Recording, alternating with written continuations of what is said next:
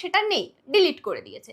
তো যেহেতু একই ক্লাসে পড়ি, তো গ্রুপ থাকে ক্লাসের, নোটস পাঠানো হয় যেখানে, সেখান থেকে আমি ওর নাম্বারটা বের করি যে তুমি মেসেজ করলে, কমেন্ট করলে, করে তুমি ডিলিট কেন করলে, সেটা আমি লিখি, লিখে আমিও ডিলিট করে দিই যে আমি পাঠাবো না, কেন আমি পাঠাবো।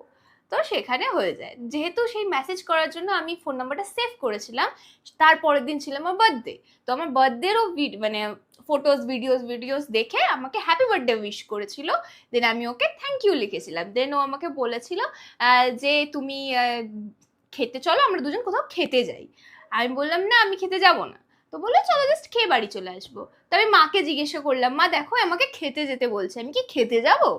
মা বললো যে খেতে যাবি, খেতে যা, ঠিক আছে। তো আমরা আমিনিয়াতে খেতে গেছিলাম। দেন আমরা আমিনিয়াতে খেতে গেছি, ও তখন আমাকে বলেছিল যে আমরা তো ঘুরে বেড়ানোর বয়সে নেই, তাহলে যদি ফ্যামিলি থেকে মানে তাহলে বিয়ের কথা ফ্যামিলিতে বলা যেতে পারে ফার্স্ট ফার্স্ট ডেতে। তো আমি বললাম ঠিক আছে, আমি আমার বাড়িতে জিজ্ঞেস করব, তুমি তোমার বাড়িতে জিজ্ঞাসা করো, যদি বোথ প্যারেন্টস এগ্রি করে তো আমার কোনো অসুবিধা নেই। তো তখন ও ওর বাড়িতে আমাকে দেখাতে, ওর মাকে দেখাতে আমাকে নিয়ে গেছিল। আমি সেই দিনই, মানে যেদিন খাওয়া হয়েছে সেই দিনই ওকে আমার বাড়িতে